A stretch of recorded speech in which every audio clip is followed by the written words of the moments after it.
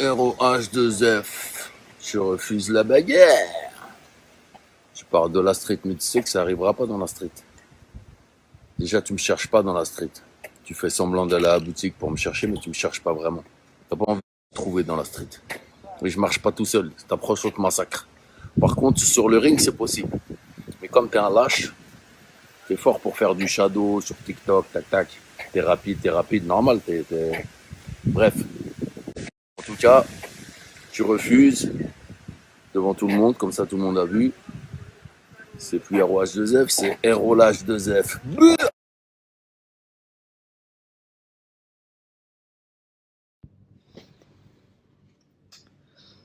Ah là là là là là là, ça va être compliqué. Ton jeu d'acteur ne prend pas. Ellie, tes achats de tweets pour te mettre en devant, en TT. Nous avons affaire manifestement à quelqu'un de très intelligent, quelqu'un qui n'a pas eu besoin de coller des influenceurs parce qu'il y a eu le Covid, quelqu'un qui n'a pas souffert, t'as capté? Quelqu'un qui ne souffre pas, qui ne s'invente pas de vie. T'as vu, quand il y avait le Cayenne, et quand il n'y a pas de Cayenne, il n'y a pas de Cayenne. Il fait pas des leasing de Urus. T'as capté? Donc voilà. Un vrai monsieur qui a gardé ses codes à l'ancienne. T'as capté? Bref. C'est quand même incroyable ce qu'il dit. Hein. Achat de tweets pour te mettre. Et je me suis dit, peut-être quelqu'un il va se réveiller. Bah, Alhamdoulilah, il nous a pas fait une carisse. Voilà, voilà. T'as vu Caris? Prends exemple, ma gueule. Prends exemple. Et là, Non, tranquille, Caris, tu peux te rattraper. Mais fais pas comme s'il se passait rien dans ta vie. Bref. Non, là, on a un grand retour de Rof. Hein. Vraiment, je valide beaucoup. Hein. Là, je valide beaucoup le retour de Rof. Très, très pertinent.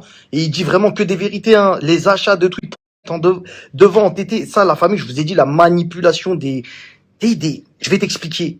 T'as vu, lui, ça a été ça toute sa vie. Il appelle des journalistes rap, etc. Et il dis dans l'article que j'ai terminé Rof. Dis dans l'article que j'ai terminé Caris. Dis dans l'article que j'ai terminé ça. Et comme c'est ses amis, eh ben il vous manipule avec les médias. Mais on sait qui il est. Là, il a proposé un combat à Rof.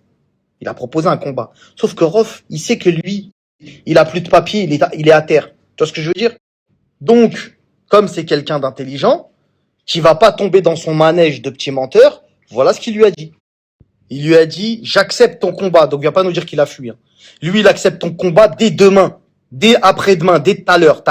Tu l'appelles, tu lui dis, allô, Rof, t'es où? Il dit, j'arrive. Voilà. J'accepte ton combat dans un ring ou octogone. C'est-à-dire, il va pas nous dire, oui, mais UFC, il a dit, je sais pas quoi, karaté. Il a dit, te prends même au judo. Ouais, il a pas dit, mais moi, je te dis. Il a dit, moi, j'ai entendu, même au judo, il a dit.